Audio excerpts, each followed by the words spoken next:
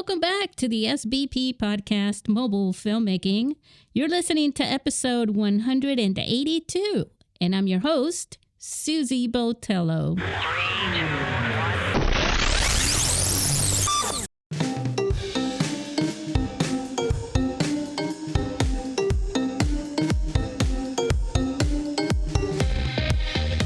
We are Fade into Film.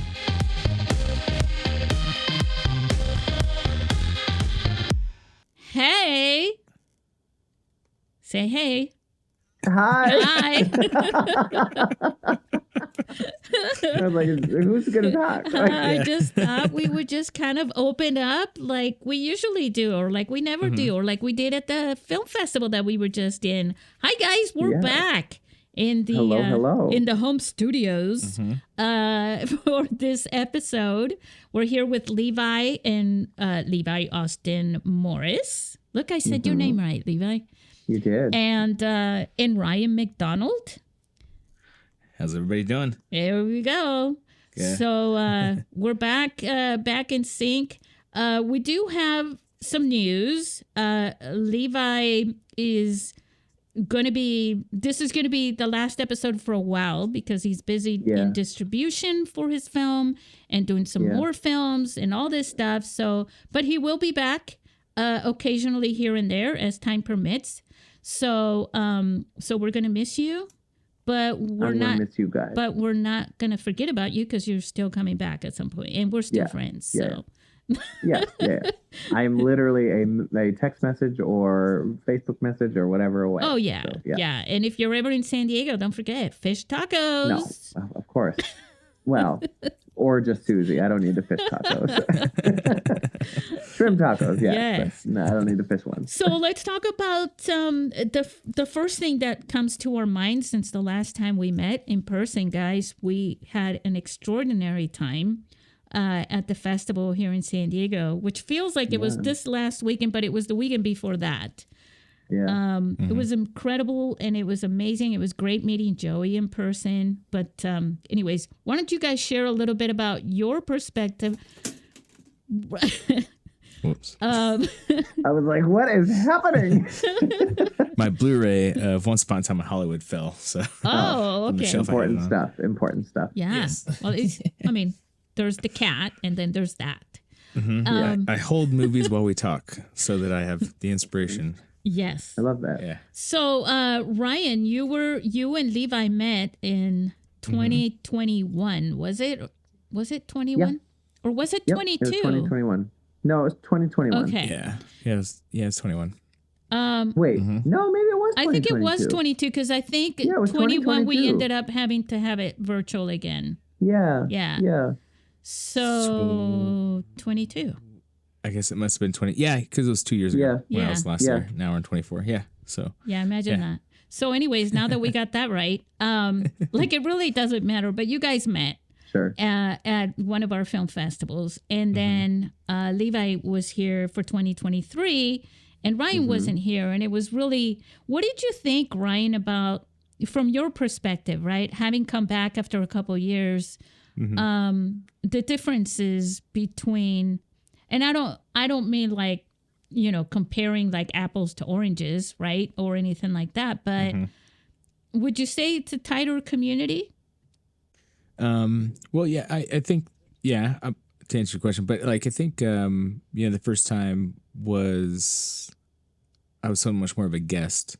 And this time I think because we chat every other week, and now we've known each other for, I think I was thinking about it today. You and I originally spoke back in 2020. I think that's about the time that I started connecting with Levi as well, because that same year, I think you had your short film at the time in that same festival going. Oh, and we did that Zoom thing together. Yep, we did the Zoom thing. So that's technically where we met, was over Zoom. Yeah. And so I think for me, it was kind of almost like it had that just a familiar kind of thing. It was like, so pulling up to the festival, having already been there before, especially I live out of state, so it was kind of like that feeling of not necessarily nostalgia, but like familiarity in a sense. Like friends who get together and go to a cabin somewhere. Yeah. And yeah. And I think, even meeting Joey, and though I've heard his voice so many times, Yes. we've had conversations, but then seeing him face to face, but it did feel as though like I didn't just meet this person. It felt like I've reconnecting with an old friend. Yes. And then and in the short time that the Levi, you and I, spent that day together. Yeah. But it felt as though like we kind of weren't reconnecting. It was like because we speak every other week. So. Yeah. It was like, oh, I'm just getting to see you. Yeah. Like, but Just this time now you're here. Yeah. Kind of thing. But I will say, I did feel like there was like, and maybe it's because like we do this over Zoom, or not Zoom, but we do this over the interwebs. Yeah. That like there was something really magical about being in the same space as you guys. Like I was able to like reach out and smack you on the back when I was laughing at something you were saying, you know? So it was like, that was really fun for me to be like, oh, now there's like a physical side of this relationship, and I don't mean it in a weird way, but like it was nice. It was fun. Yeah, there's something about having this conversation. And at this point, like we're talking right now, we're not looking at each other. We're not in the same room or anything, but at the same time, we feel each other in a little. I mean, we always do anyways, but like there's a little something extra now, right? Yeah. Mm-hmm. Well, I don't know. I mean, I feel like there was like, yes, in that like I feel like once you're in the space with somebody, there's a face to a name and everything, and like we all know what Joey looks like. Yes. But actually being in the space with him now, there's definitely like I can picture him, as in these situations. But I don't know. It's I don't know. I just have so much affection for all of you that it's just like it was a very fun experience to have that live podcast experience for me. So, yeah. Well, maybe like the feeling of like when you go back home. In a sense, like when you've lived out of state and you kind of like go back to your hometown, and that's I guess kind of what I mean. But certainly, I mean, Levi, you and I chatted about this a little bit, where it was like when we're in front of each other, it's easy if you're speaking and we kind of overlap each other. It sounds so kinetic, but when we're doing it as where we are now, either Zoom or over the interwebs, like it almost seems it's a little bit more like you speak than I speak. Yeah, it's a little more formal where it's like I kind of have to give you space to finish your thought, and then vice versa. Yeah. Audio conscious. Yeah. Yeah, it's something that happens in even when you're just talking to someone on the phone. Yeah. Because you're trying to listen. Maybe this just means that Ryan, Steph, and Joey all need to move to Southern California so that we all can just meet up. Because I'm not going to New Jersey, let me tell you. When you're from San Diego, that's just too cold. That's so funny. And there's the fish tacos. But anyways, I think for me, though, having had this podcast for so many years, and I've recorded some solo episodes, and I feel like I have a connection to our listeners, and that's never been lacking. Even when I have a guest, I always refer back to you guys who are listening. Mm-hmm. And so you're always sort of in the room with me, no matter who I'm talking to. Through the Fade into Film panel, though, because it's been every other week and so regular, it seems like it would be easier to forget about you guys. But I think because the podcast didn't start out that way, I will always feel that connection to you guys, to you who are listening, aside from whatever happens with the podcast, no matter who's on. And so, but I feel like if I would have started the podcast with, a panel of people, it would have been easier for me to disconnect from our listeners, which I know is a problem with podcasters sometimes, where they're not connecting with their audience, the listeners.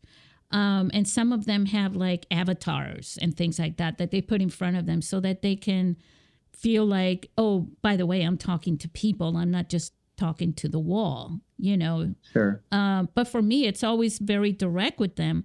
And what you guys were talking about, you know, the coming home feeling, I kind of felt like that. Now, you've both have submitted films to the festival before as filmmakers.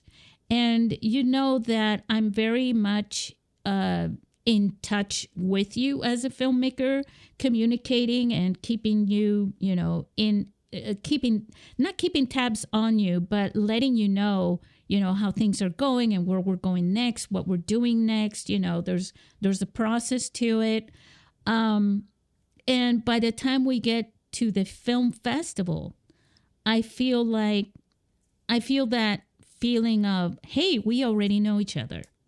Yeah. You know, and I think I get that more and more now from the filmmakers in the last few years than I did even in the beginning, even though we have that connection, you know? And even coming in, like, because Allison and I only came for Sunday, but even coming in just for Sunday, like, you sort of create this atmosphere that sort of establishes that energy. So for us coming in a day late, meeting all of those filmmakers was not intimidating. It was nice. It was like, even though like I did miss some of the people from last year because I had such a connection with them. I still felt very comfortable with everybody immediately. Like at lunch, I sat with Jeremy, you know, and we ended up chatting and getting to know each other. And then the Iranian filmmakers, I chatted with her and her son as well. And so it was very exciting to get to chat with people, you know, and meet new filmmakers. And I feel like that's something that you establish very well, is creating this sort of fun atmosphere that it's like, it gives people permission to get to know each other, you know? Whereas, like, I've been to other film festivals where it's like everybody sort of stays segregated. And I'm not saying that's true for every film festival. Right. Like, I've been to some where it's like you are absolutely networking, making new friends, you know, like, but I've definitely been to some where it's like it just feels like you kind of stick to your thing, and, you know, yeah. And I mean, I guess, sorry, I'm going to go off on a tangent, but like, I'm thinking of last year too, where everybody, and I'm sure it happened again this year, but I missed the main day. But after every film, I remember everybody cheering, Yes, you know, totally happened. and supporting Yes. each other. And I think that is one of the coolest experiences. Like I have that with a handful of festivals that we went on with Paralysis, but that wasn't true for every festival. There were some festivals that, like, I would go to people's films and I would never see them again, you know, so like there's a very supportive community, I feel like you foster. I think that also comes, and thank you for saying that. I need to accept if something sounds like a compliment. It was a compliment. Yes. No, and thank you. I'm blushing. It's a good thing that you can't see me. But I think one of the, when it comes to organizing an event like this, right? You have to set it up with that goal in mind. Like, remember, you know, last year, how the breaks that I had between the sessions. All right, here's session 1, and now all of you go out and have lunch together. Yeah, you know, here's session 2. Now everybody get together and network and have a bite or whatever. And I think just little things like that for me are strategic, because they emphasize, well, what are we going to do now? Oh, we're going to talk about each other's films. And that's just a natural thing. And, you know, before the festival, you know, telling everybody it's really important that you are there to support each other, which is something that I have been in film festivals before.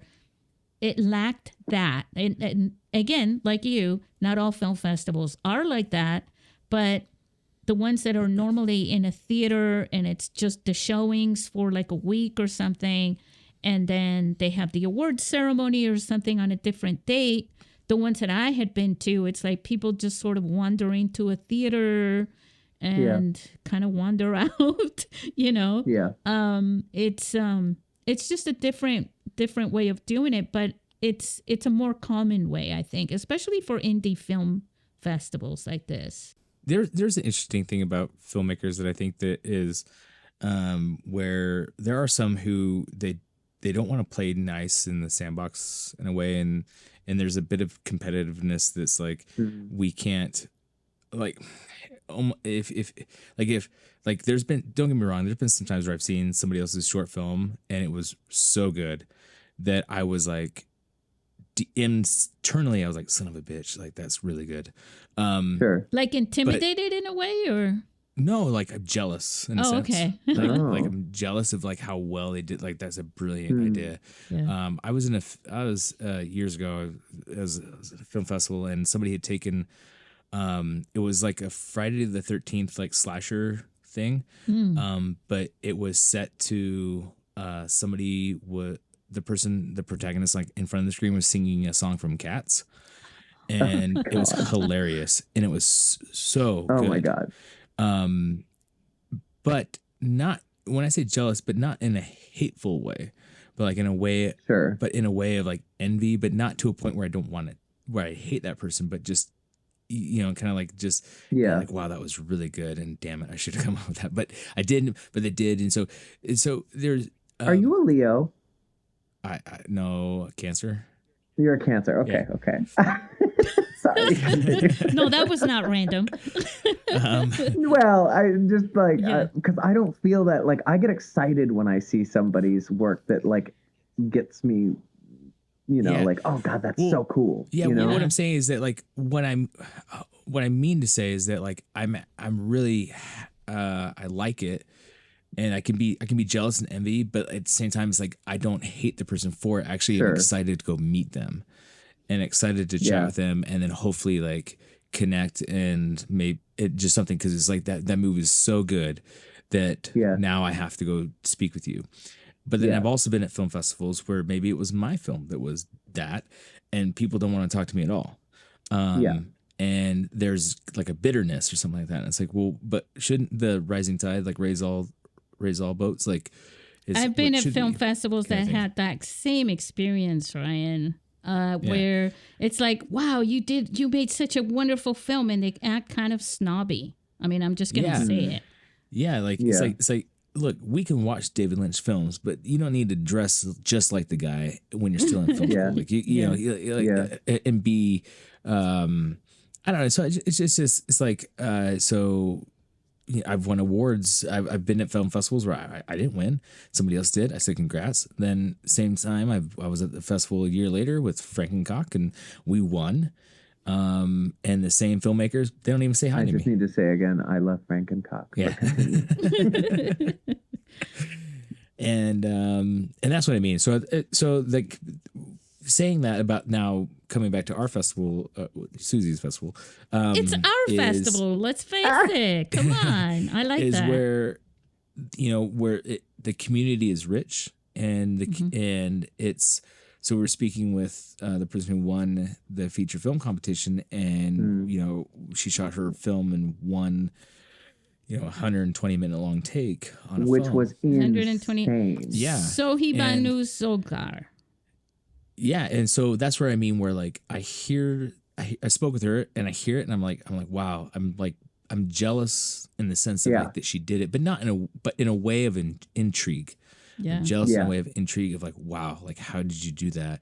And then especially hearing from her perspective, where she from her country of origin, and the government was like trying to censor them the entire time they were making the movie, and just so that you all know, we are planning on having her as a guest on the podcast, so that she can tell that story in her own voice, because it is, you know, guys, when she was, and when I say guys, I'm talking to guys and girls in the audience, all ages. I call whatever. everybody dude. So I call my wife dude. I call everybody dude. So if I ever call somebody dude, so I'm talking to our listeners.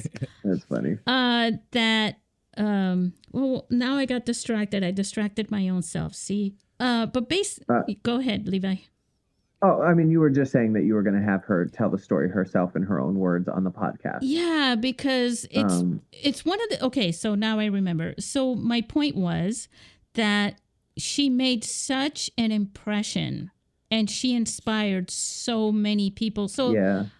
I got to speak with every single person there and, at the festival, and everybody, whether they were a filmmaker or Jeremy was a judge, who's also a longtime friend. And everybody had that same feeling of, wow, like they were just so inspired by her and what she did and what she had to go. I mean, we have to go through a lot here, right? And in Europe or wherever you happen to be, you go through a lot to make a film and complete a film, especially a feature film.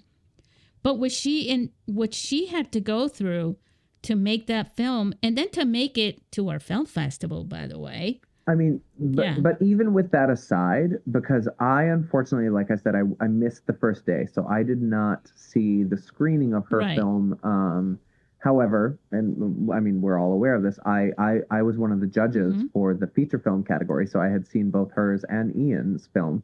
And I was like, same thing as Ryan was saying, I was so impressed by just the technical aspect of that. She shot this in one take, and I kept going, did she hide a cut? Like, how did they do this? Because the lighting stayed consistent, the everything stayed consistent, like the pace was solid. I was just so blown away. So then when I was there on Sunday, I caught tidbits of her story and how difficult it was for her to film this, and it got me even more excited. But even just seeing the film and not knowing her story, I was like, I'm excited to find out who this person is, you know? And I was crossing my fingers, like, okay, I hope she can make it through, I knew her intention. I knew she was going to make the trip and everything, but there's all this stuff that's going on. It was like, okay, let's see, if it can happen. And she made it. And I was just thrilled. There were a lot of other people in the festival, other filmmakers who made shorts and things like that. Also, and the other people that were there that were also, they were really, their vibe was very jovial and very bright. Duwani Shaw and her team from Sapling, from her short film, who won first place. They really made an impression. I met them at the very end. I didn't have a moment to connect with them throughout the festival, but at the very end I met Lydia and the rest of the crew, and I was just like, oh, you are all fantastic people. But they're New York, so Joey, you can have them wherever you are. There was a lot of really awesome people there. The vibe was great, and then of course, we had Joey's workshop was pretty cool. Oh, it was so cool. And watching that film, the No Budget Zorro. Zorro. So we watched that because it's available on YouTube. We watched that for Cinco de Mayo. Yes. I love that. But did you watch the whole piece? Because normally it's 2 episodes and he turned it into 1. So maybe he uploaded the whole thing, right? Well, we watched 2 episodes. So if there's something that was missing, I don't know. But it was, because obviously I was there with 2 of my girls, but I didn't have the other 2 plus my wife. So I wanted to share with them. And it was, obviously it's hilarious. And it's Zorro thing, so for Cinco de Mayo, that's what we watched. Can we give a shout out to Swords and Circuitry Studios with Neil Halford and Jana Halford, because their sound system is pretty awesome. Yeah. Also, Neil is just absolutely lovely. Yes. I've now met him. Yeah. I've met him 3 different times, and I just think he is so nice and so fun. So it's always exciting when I get to see him as well. The coming back to the workshop, you know, we all do low budget stuff, and so in the films that I've been doing, I'm not like Tom Cruise doing my own stunts, but I do You're my Tom own. Cruise to me, Ryan. Yeah. I mean, with the suit you were wearing over there. Right? Yeah. I noticed that Levi and I show up, like it's like in Beetlejuice where it's like where he's like, hey, we would shop at the same store. Yes. Yes. With our black blazers. Yeah. Yeah. But so I've had a couple of moments where I was doing my own stunt and it all went wrong, and it was one of the short films that I acted in years ago that we shot with an iPhone 6. I actually ended up getting my nose almost half broken. The actor punched me, and so when Joey and Stephanie were doing their presentation, and they're like saying how, like, you know, from a side angle you don't have to be that close, like it's actually better if you're not, blah blah, and if they miss, like they don't actually hit you, and yada yada. I'm like, oh my god, like yes. Yeah. I mean, you say that, but we even did like in Paralysis, it's obviously it's not high end stunts, but like there's a couple of scenes where Allison had to fall on the ground, and then there was a scene where the demon sort of tackles her by the basement. And the one where she fell on the ground, we did do what Joey had described, which is, you know, you take two different shots, one where she's stumbling out of frame and then the other where she just stumbles onto the ground.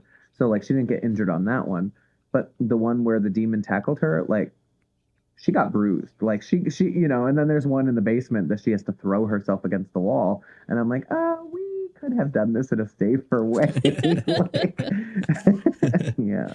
Yeah, it's good to sorry, know. Allison. It's good to know those things because you know you don't want. I think also on low budget films, since people are not making as much as, you know, Hollywood stunt coordinators or anything, if you're going to ask them to perform stunts and then not pay them so much, please make sure that they're all in one piece when they're done. Yeah. You know. I will say, I did ask Allison throughout filming. I was like, is this okay? And she kept saying, yeah, no, it's totally fine. Yeah. And then she's limping away. But in hindsight, I think we both are like, in the future, we'll do a safer way. Yeah. So, yeah. I also thought it was really, really cool in the film, which is why I was bringing up the audio, the sound effects, you know, the sword, the sound of the metal swords, the horses, and everything. And, you know, yeah. They have these toy, what are those called with the stick? The horse heads with the stick. The way they handled those, the camera movements, then they made everything look. They were wearing ponytails. Yeah. You know. I mean, I feel like Joey's comedic voice is so specific and so on point. It was just such a joy to get to watch that, you know? I think it was really cool to watch it on the big screen with that sound. Yeah. I mean, because I had just watched it again the night before, just because I'm a dork. But I watched it again the night before, and I was laughing my head off, and I was like, damn, this is going to be really cool and it was even better. I mean, it was such a fun experience. And especially with everyone there. Yeah. That's actually, now you're saying that? Yeah. That's a short where I was jealous of like the comedy of like the way that they, like with the horses and the dynamite and things like that, where I was like, wow. I was like this, I was like, but jealous in a way of like, I'm so glad I know this person. Yeah, but literally I leaned over to Allison and I was like, I don't care what it is, but I am hiring Joey at some point. And then he brought up the whole, well, you don't have to hire me. You could just, you know, buy my tutorials. And I was like, that's not a bad idea either, but I'd rather hire him, you know, like, yeah. So at some point I want to hire Joey and his team to, when I have millions of dollars. And Ryan, I'll hire you too. Gotta pay your actors. Gotta pay you. You don't have to pay me. I'll do my own stuff. Okay. I'll be there.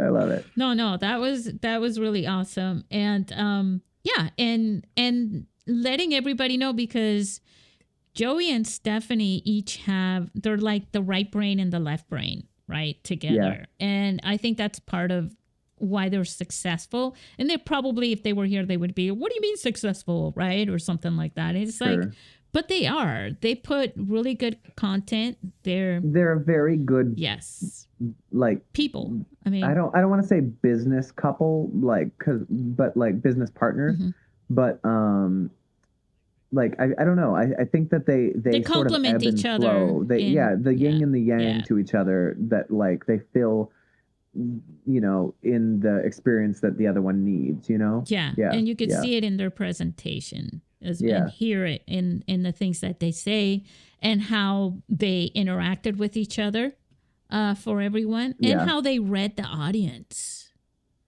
I think they did how that. They read the audience? Yeah, I think they were really, because one of the things, they started to speak a little more about the action stuff, and then people were sort of like, well, we really want to know more about the cinematography aspect, you know, and things like that, and how they were able to just pick that up so quickly and go with it. And that's important when you're doing presentations. Not to completely derail this, but I will say what's been very fun for me is I've attended the festival 3 years in a row. Yes. The first year was the year that I met Ryan in person, and Ryan held a workshop that year. And then the next year I held a workshop, right, and then this year Joey held a workshop. So it's been super fun for me. That's funny. No, but it's been really fun for me because I've seen everybody's workshops. So I have so much respect for both Ryan and Joey. And it's part of the reason why I gathered you guys. You know what I'm saying? Sure. And why I think you're confidently in this show. Because you have something to bring from that experience. I mean, that experience, not just like, oh, you experience running in the fields or something. I mean, the expert part of the experience into the show for our listeners. It brings value. Yeah. Yeah. And I think the 3 workshops were really good. I mean, I got something. I mean, obviously I did one of them, so I didn't get something. Yeah. But in I got something from both Ryan and Joey. In 2019, we had a workshop with John Wesley, who also did a presentation, and he brought, I don't remember exactly, but he brought a cage, and he was using Filmic Pro, and we were projecting the view from the camera onto the big screen, and he was using actors as stand-ins to learn how to shoot over the shoulder shot. We always have some pretty good workshops. I just like, for me, it's like, you know, the Mobile Film School, non-accredited, is actually the one that puts these on. And it's always been, well, let's have the people that are doing these films bring these together. But it's not just anybody. It's, you know, it takes a discussion and me finding out more about, you know, who's going to do the workshop before I say, okay, you can do the workshop, or can you please do the workshop, you know? That was me, because I was feeling overwhelmed that year. Yeah, well, you know, it's sometimes that is it, because it's like some people don't realize that they can do, and I'm the one that twists their arm and say, yes, you can, just watch it. It was you and my producer. You were the two that twisted my arm, so that's the reason we did it. You did a very thorough workshop as well. Well, good. Okay, and then what happened next, as we're going down the line telling this story of the film festival, I guess, the other thing that happened was we recorded a session of the Fading to Film podcast. Yeah. And we talked about some things, you know, together. And I thought, you know, I felt like, Ryan, I am going to publicly apologize, because I felt like I was like CNN or something. I was like, all right, that's all the time we have right now. And I had to kind of cut you off. And I felt so bad, because normally I don't have to do that. You know, if the podcast runs for 3 hours or something, it's like, well, I'll have to cut here and there. But I felt so bad when I had to do that. Like, you're like, okay, and now, because you're excited about what you're going to say, because you have good things to say. And I just felt so bad. So I publicly apologize, Ryan. I'm sorry. No, I wasn't offended, but thank you. But okay. I think. Oh, go ahead, I was going to say, I listened to the episode when it was published yesterday. Yeah. And I because Levi's had the first block of it. Yeah. And I hope I didn't talk too long. No. I was actually so, I was starting to kind of clam up, not knowing what I was going to say. And I kind of it's like, so some of the things when re-listening to the episode, I realized I'm like, wow, like some of the things that you said, I didn't even hear you because I was so worried about what I was going to say. Oh, interesting. A little bit of stage fright type thing. Yeah. No, I totally understand that though, because I experienced that too. So I'm so glad that I was first. Yeah. Yeah. Yeah. So like the whole time you're chatting and I'm like looking at in person, I'm looking at you, but in my mind, I'm going like, what am I about to do? Like 100% relatable, understandable. Yeah. It's like when you're in class, in debate class or something like that. Yeah. You're like, but you know, for me, I was also keeping track of the time as well as I was listening to all of you. Yeah.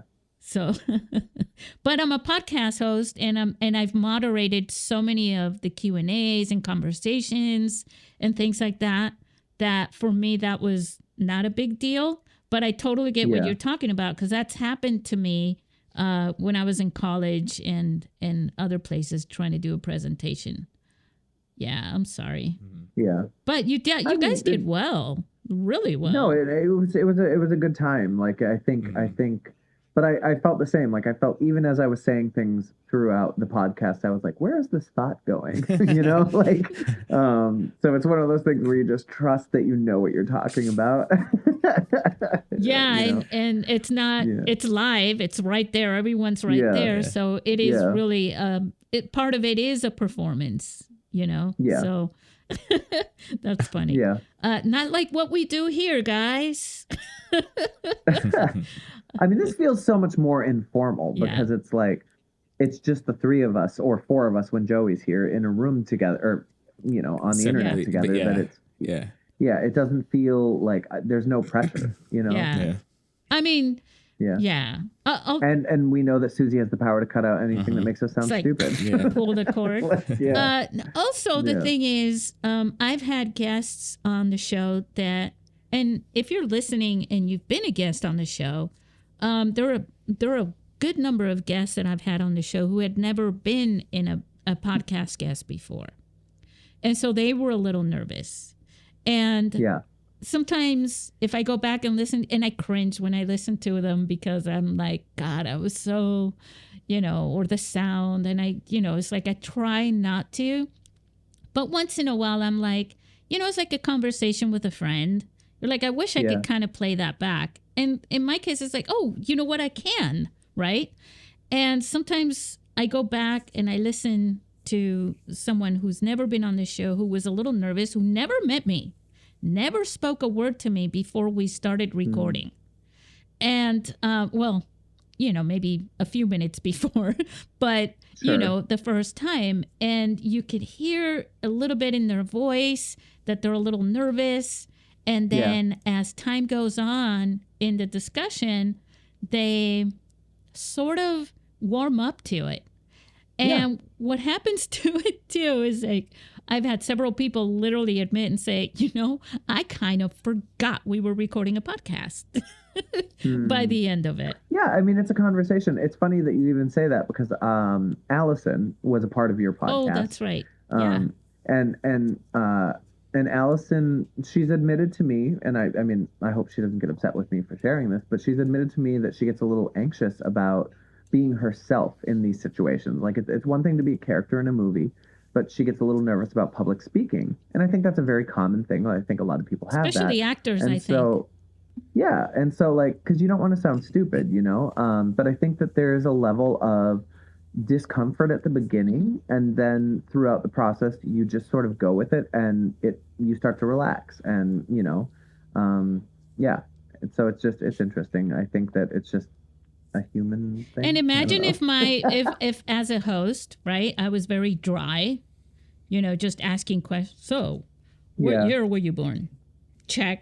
What blah blah blah, you know, things like that get, if you're not conversational as a podcast guest, host, then you can't really expect something like that from, you know. It also wouldn't be a very enjoyable podcast to listen to if you were not conversational. No, you and know? the person, the fact that you are conversational. Yeah. And I also listen. I listen to what, you know, like, remember, you know, just going back to when you were in the podcast and you were talking about, you know, your experience and what made you make your film paralysis and what drove you to it and your personal things and everything like that. Yeah.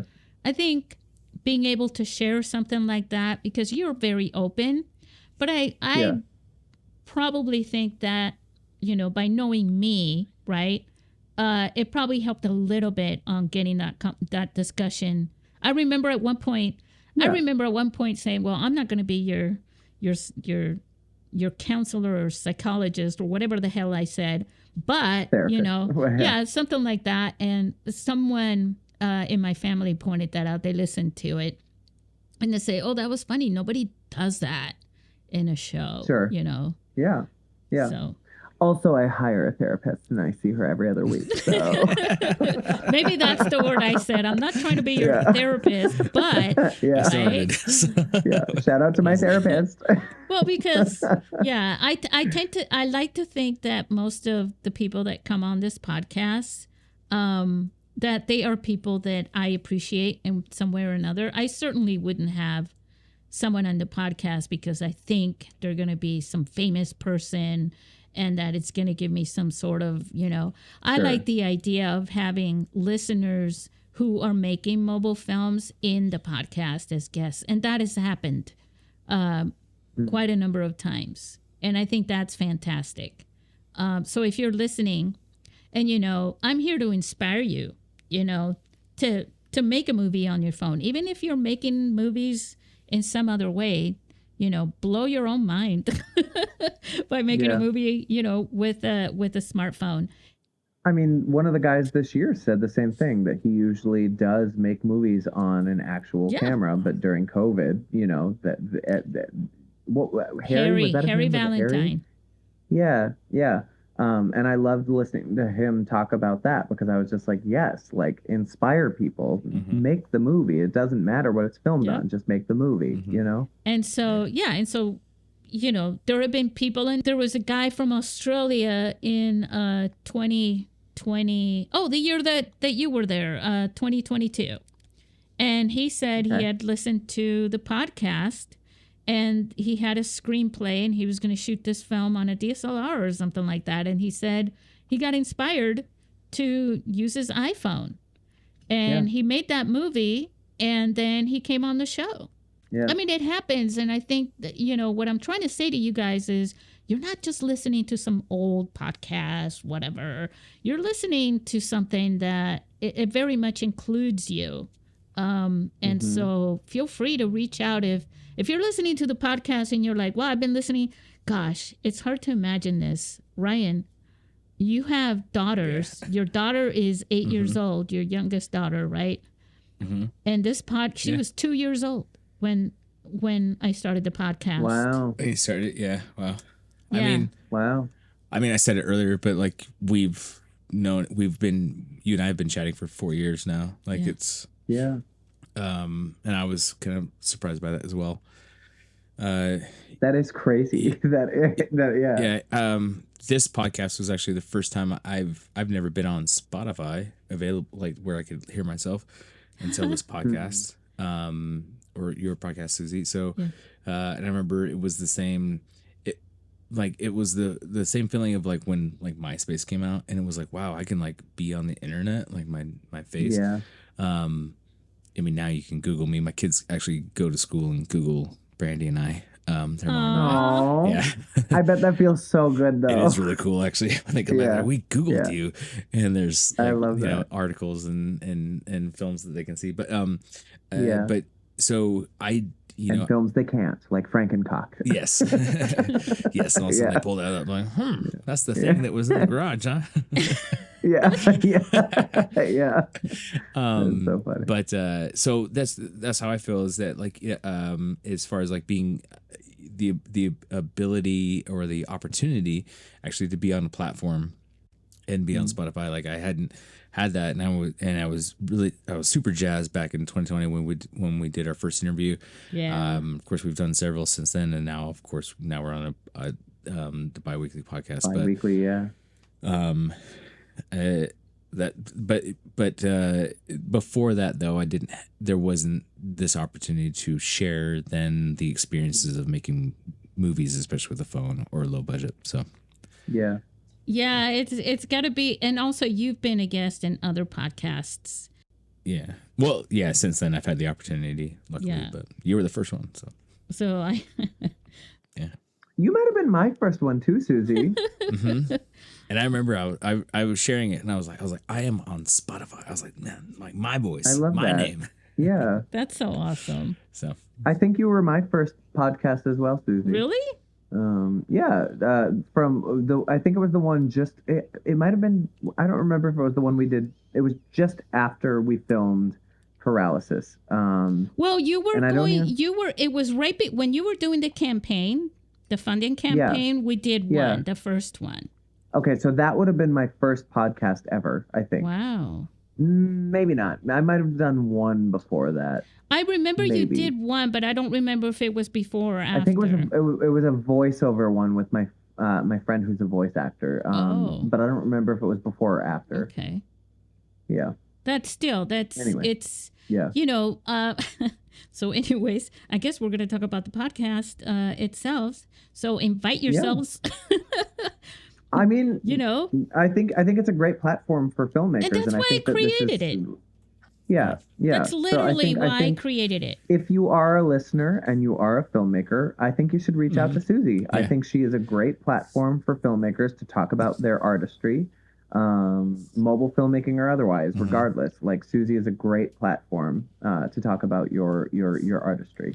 Because it's like when you're making movies, it's like, like what a lot of people say is like, well, if you can't really tell the difference between a movie that was shot with a phone and a movie that is or whatever, why should you even call it out anymore? It's just a camera. And I'm like, yes, but when you call it out, you inspire people who don't have any other way of making a film to actually use their phone. And that is one of the reasons, because people would come to the film festival and I would do these short little interviews and videos with them, but that's not the same thing as having a 1 hour, sitting down with someone, no matter where they are, and to be able to record the entire discussion and conversation. Because I was having conversations with them on the phone or, through emails sometimes even, but it's not the same thing. It was like, wow, look at these really cool conversations, but they can't really happen in video, and video is a lot of work. I mean, if I was putting out a show every single week, which I try to do normally, to have it on video produced, something that long, it's very hard to do. It takes a lot of work, and it takes a lot more investment. Showing talking heads for me is not something. I mean, I would walk away from it and just put it in the background anyway. So I feel like someone who's doing that is really wasting their resources in a way. It's like putting a movie and only listening to the sound, because there's no movement, there's no real action, there's no B-roll in between. You're not sharing anything other than two people's faces talking. And that's just, for me, I have to be realistic. I don't just do a podcast, for one. So I also run the film festival and other things. So for me, it's like, I do a lot, but I need to be, realistic on my time as well. So anyways. I do want to go back to something you just said. Yeah. And I think it's just because I think that this is a good thing to touch on. Just you said that some people say to you, like, well, if you can't tell it's shot on an iPhone, why do you make it such a point? Right. And I will say, I have been filming on iPhones since 2014. I made 2 short films in 2014, maybe 3, and I've just every year been making more and more projects, and I'm constantly creating something. And there has been a lot of stigma around that. Like there are the people who are like, oh, you're filming on an iPhone, you're not really filming. And so I have had a lot of I've been self-conscious about that, like over the years. Even when it came time to film Paralysis, I was self-conscious about that. And like when we did the auditions with the actresses who were to play the medium in Paralysis, I was very nervous about telling them we were filming on the iPhone. And I remember the day that we told Lisa Gay, who was the actress who ended up getting the role, she seemed a little surprised we were filming on the iPhone. And I was so nervous. And I was like, I sort of put this burden on myself that I felt like I had to prove that the iPhone was worthy and that, and I think like what you are saying is accurate, that it does matter that we tell people that it is filmed on an iPhone, because after finishing the film, after going through the first few festivals, it took me a little while to get confident, and my producer kept saying, you no longer can have the energy of apologizing. Like you sort of, you move into this space and you're sort of apologizing for the fact that you filmed on an iPhone. And she was like, this looks phenomenal. And she was like, so stop apologizing for it. And it got to the point where I stopped even mentioning it. Like not that I wasn't mentioning, like, but that I stopped apologizing for filming on an iPhone. And most people's response was, oh, I had no idea.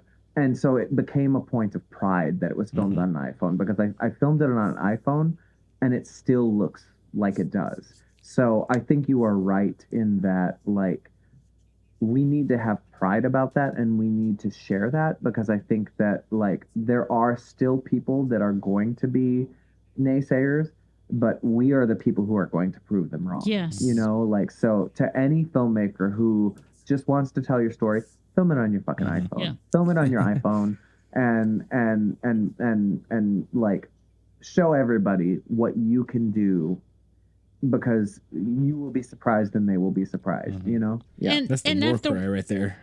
That's the what? That's the war cry right there. Yeah. Well, here's the other thing. I've watched but hundreds of films shot with iPhones and smartphones of all sorts that come through the film festival. And mind you, that the films that come through the film festival are completed films that people feel this is good enough to go into a film festival. Here's the thing. I've watched so many films made by indie filmmakers who cannot be compared to what people are making with a phone, right? I'm talking about short films now. I mean, I went to festivals. And I think there's a psychology behind when people get behind the phone, what you just touched on, that they get nervous, that there's a little bit of stigma around it, and they go, well, man, if I'm going to do this, I'm going to put all I can in. I'm going to show them. And that's something that normally doesn't happen when someone just got their $20,000 camera for their birthday. They're like, I'm going to make a great film because of this camera, and they have this false sense of confidence, you know, and think, oh, I can fix anything in post. Yeah. Well, anyway, sorry, Ryan, you wanted to say something. I said it before with my film, but like there was a time period where, like, when the French New Wave kind of stuff was coming around, there was a time where during World War II, people had these like handheld film cameras that they were not people but soldiers, but like anyways, and they were filming the wars that was going on. Then post-war, that's the camera that Godard and other people were using to shoot their films. It's kind of no different now. Like, it's in your, Susie, you always say it's in your pocket. It's right there. Yeah. And I think it's best, as you were saying, Levi, like it's best left as a surprise. Like, I shot it on a phone. Kind of thing. And there was for me, it was, I had to save up money to buy a camera to shoot it on mini VHS. And, but if you're a person now and you want to make a film and you don't have the camera, you most likely have it in your pocket. Yeah. And so just it's just funny there for some people because they do so many other things on the phone. Right. Yeah. And so start there. And it's really our conversation a few episodes ago about story. Actually, something I didn't understand until we were chatting about it was that, like, because we were talking about stories important, and I said it out loud before, and then later I was like, wow, what I said I really believe in, but I didn't realize it was like story execution. Like, because like John Wick has like a simple, very simple story, but the story execution is great. It's fantastic. Crank is a movie that has like a very simple story, but the story execution is really fun. And then if you can do that with a phone, you know, why not? And we're so accepting of movies like Clerks or Scorsese's first film. I have it behind me. I shouldn't even look at the title. I should know off the top of my head. I don't know. If you don't know it off the top of your head, nobody does. I'm looking right at it. Hold on. Oh, who's knocking at my door? God damn it, Ryan. Dang, I was so close to finding it before you. I do have the DVD behind me. I've been fortunate enough to, my wife allows, as I say, to all my DVDs are actually organized by director. So, I love wow. that. So mine is by genre. Yep. So not by genre, which I used to have, but now it's by director. So sometimes I, you know, so if you're looking for like Naked Gun Part 2, it takes a second to figure that one out. Oh. I never did. I used to have a lot of DVDs, but I moved around so many times. I lost so many of them, but I never did that. I just would as soon as, so for me, it was like the new one goes here, the new one goes here. And I would just kind of, I was able to say the ones that I bought from a long time ago and just kind of go down the line and find out which one it was that, you know, the one I bought 3 months ago is like 3 DVDs back, you know. Yeah. Sure. That was the way I organized it. Anyway, so I had to turn to the Scorsese section. But anyway, so his first film was Who's That Knocking at My Door? And Harvey Keitel. But, you know, they were shooting it. He's not shooting it in 35. Like, he's not shooting it in like, or not 35, but he's not shooting it in like 70 millimeter, right? Like, he's sure. Like, so what's the difference between them shooting their films on 16 millimeter compared to us shooting it on an iPhone? And I'll be honest, even looking back at some of these old movies, the quality that we have with our iPhones is better quality than you know, some of these older indie films that are beloved, you know? Yeah, I mean, it comes down to a lot. I mean, it'd be nice if we could say, well, there's just 3 things, but it comes down to the audio. If you listen to a movie from, you know, just even the 2010 or 2011 and you listen to the audio, it sounds really boxed in and tight compared to the audio that we listen to now, right? Even shot with a phone. And there's so many little differences. But the one thing we can say, which I'm always going to emphasize, no matter who argues with me, is that as long as you have a great story, that you have it, whether you have it storyboarded or whatever, you have the vision of how you want that to be presented. You have a structure for it in some way. You know, even if it's just in your heart and in your soul, when you go on set, this particular scene, this is the killer scene. This is the, you know what I'm saying? Though even if no one else knows it, you as a director, that's your job to make sure that happens, right? In the way you want it to. And even going off of what you're saying, like the best and I've probably said this on multiple podcasts that we've recorded together, but the best compliment that I ever received from any film festival happened when I was in Australia, and somebody walked up to me and he was like, horror aside, you are a phenomenal storyteller. Yes. And I was like, yes, that is exactly what I want. Like that is what feeds my soul. That is what keeps me going. That's the reason I am alive, is I am a storyteller. So to get somebody to say that to me makes me go, fuck yes. Like I feel that I have accomplished what I want, you know? And don't be ashamed of being so meticulous, no matter what anyone says when you're on set. I am you. Please. Yeah. Because being meticulous. I'm very meticulous. Being meticulous is knowing what you want to the T. To a point. Oh, To a point. Although at to this the point, I T. can't touch the movie anymore. See what I did The there? T. Argument. To a point. To a point. To a point, yeah. To a At point. some No, point, but you I have to mentioned stop. the T Like, yeah, because that's Yeah. my favorite Yeah. short film from Levi. Oh, from yeah. me. I Okay, appreciate yeah, that. yeah. Yeah. If you haven't seen the T, any listener, go watch it. Yeah. Anyway, sorry. Go ahead, Ryan. No, I was digressing. We were speaking so positively, and then I was going to say, but perfection is the death of art. No, I mean, I think you're right, though. I think, and it goes back to sort of like, I have not been able to keep my hands off of paralysis, and at this point, I have to because now we're going through distribution. Yes. And that's we can cut it short. But my tidbit on that is on anything. Not speaking about paralysis directly, but like, No, you're fine. is that there are some other times where I have to say, okay, this is the draft, and that's just the draft that we're running with. And we just move forward. And I mean, with my even my feature film, it's on Amazon Prime. There's plenty of things that I would love to change about it. I'm never going to reshoot it. Married and Loving It. Audience members, go rent by Married and Loving It.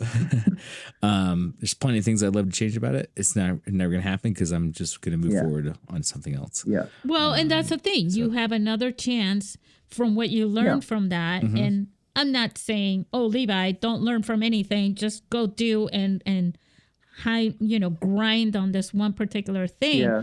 The point is that he knows what he wants to put out. Every good director knows exactly what they want. Yeah. And they have to make it.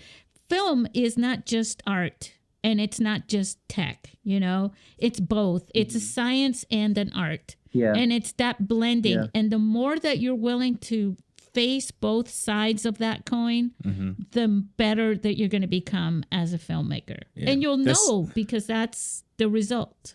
Yeah, one of the big things with film as an art form overall is because it was science that got us to the point of being able to film. Yes. Like the actual the emotion and the plastics and the chemical reaction and whatnot is what got us there. And I was having a chat yesterday with somebody else who was doing a interview with me that they're going to publish here in Ogden. And I was like, I use the word film a lot, and I know that sounds kind of pretentious, but I never have actually shot on film minus photography. Right. I've done photography. But yeah, the science of is where actually film begins in a sense, because of the fact, even the projection of it, the light projecting through the film onto the screen. And now what we're saying, our discussions every week are kind of begin like the new app that's coming out, the way the sensor is in the phone. It's all technology. So and that's part of the science one of the things that makes too. it really exciting about film is that it is so science based and at the same time art. Because the story part, how we structure the story, is the art, especially when you put your heart in it. I mean, we, without bringing AI into it, and I just did, but I'm just saying there's the human factor is the art factor. And that's part of feeling the story. That's something that AI can never give is the feeling. They can imitate it, but they can never give it. Yeah. So okay, what did we miss? Now, I do want to point out to everybody to go and Google what this new app that Final Cut just came out with, because it hasn't come out yet as of today, but it will probably be out within days. They'll make it available, but I think that's cool. However, I still think that the Blackmagic camera app is pretty awesome. And I'm sticking to that. Certainly better than Filmic Pro, which I have a personal vendetta against since they effed over their loyal customers. I think a lot of our listeners are happy for Blackmagic coming out and doing that and appreciate that. But also, I also just found out that Rode has a cage for stabilizing it as a grip, and you can attach lights and microphones and all the tripods and things on it. my point here is that the technical gear is really taking off in the mainstream brands that usually didn't do that, in that same way, which kind of, it's like, oh, look, that's a sign of the progression of this. But it also, don't forget the pioneers that started these things, at the same time, because they're the ones that made this possible. They're the ones that, and if you have, I know, I think we've talked a little bit about them, but I have customer loyalty to a certain, I do. To a couple of things. Not Filmic anymore. Moondog Labs has still my favorite anamorphic lens, and I know that the Moment lens is also nice, and I know there's a bunch of others, but to me, Moondog Labs is the anamorphic lens. And I also really love Beast Grip mode. Like, Beast Grip has like a really nice cage, and I know that you're talking about the Rode one, but I really like Beast Grip. Yeah, so, anyway, and I like Zacuto. So yes, you do. You love Zacuto. Freaking love that thing. What can I say? Yeah. And also It's the nostalgic. Micro Boom. The Micro Boom. Oh, the thing that was on the front, yes, right? That I with almost hit Ryan with at the festival. That thing is awesome. Yeah. But anyways, Ryan. and by the way, they sponsored the film festival, so we got to thank them for that. Yay!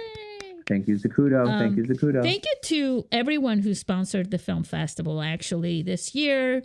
Yeah. Thank you to everyone who came, all the judges, all the participants like Joey and Stephanie, and you guys for participating in the recording of a session of our podcast in front of everyone, which after 6 years we had never done before. So that was really cool. And thank you to all the filmmakers. Last episode, I put the link to the awards on our website, but I'm going to do it again just in case you missed it, so that you can see who won. And also, if you go to our website, you can see all the filmmakers that submitted, all the ones that participated, all the ones who attended. I want to give a big shout out to everyone in this year's film festival, because you are awesome. You're part of the community. And I hope I can see you and the ones from previous film festivals. Look, you don't have to make a film to come and join and be a part of the community again and just celebrate and support this community. So just come back, if that makes any sense. Do you guys have any last words? I don't think so. I have loved being a part of this, and I will absolutely be making stops in when I am more available, because this is a community that inspires me and keeps me excited to be a filmmaker. So yeah, we're gonna miss you, but we know you're coming back. I will be back. Ryan? The show as we have it is, part of the heart and soul is between Joey and Levi and I and Susie, and so in this break that you have, deeply missed, and I'm gonna miss your energy on these episodes as we move forward. I think for anybody who's listening, as we've kind of said, if you have the vision and you have the story, and it doesn't matter if you have the talent, it's actually if you have the drive, and grab your phone, open up the camera app, and run with it. And we want to see, the festival just played, and submissions are opening up in June. Yeah, June 19th. And I love that Ryan is selling the festival already. I love that. Yeah. We want to see your films. Like, you have a story, and I agree. It could be, stories can be political, personal, or they can just be for fun. You know what? Go watch The Tea, and Ryan, go watch Married with Children. Married and Loving it. Married and Loving it. Married and Loving it. And Levi, your film is going to be out somewhere soon. Do you want to share that really quick? So Sure. So I don't know the exact release date yet, but they did say after I get all of the deliverables in, it could be anywhere from 2 to 4 months. Okay. So I would say come September, Ooh, and I for hope September is when Halloween time. That's why I really hope that they release it in September. Paralysis will be available. I know for certain it will be on Amazon. It will. They said it could potentially be on Tubi. I think there's like a process there. Pluto TV, Roku, anywhere that you can stream films, Paralysis will be. So just look for Paralysis, and if you can't find it, look for Paralysis and my name, Levi Austin Morris. And I will say, if you've already watched the film in one of the film festivals, you're going to have to stream it because obviously Levi has made changes, right? It's 5 minutes shorter, everybody. It's changed. It's like the Lethal Weapon, like the Donner cut is like 30 seconds short or 30 seconds longer. He's like, with these 30 seconds, you get to see but it makes a action. difference. So watch it again. That's so funny. That's awesome. All right. Well, but everybody who has seen the new cut has said that it is far superior. So definitely. Just give it a watch. All right. Anyway. We'll say goodbye to our listeners. All right. Well, goodbye until next time. Ryan? Sorry. I shed a small tear. He's crying. Yep. He's crying because I'm leaving. I'll see you guys next week, but yeah, Levi, damn it. I'll be back. I will be back. It'll just be a little while. Don't make me feel guilty, Ryan. I messaged, as soon as I read Susie's email, I know. I messaged you directly. I was like, what the? I know. All right. And cut.